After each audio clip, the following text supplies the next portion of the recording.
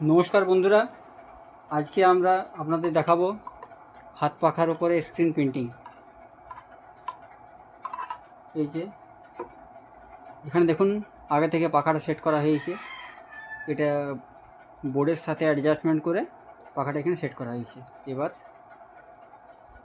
আমি ম্যাটারে কালি দিচ্ছি।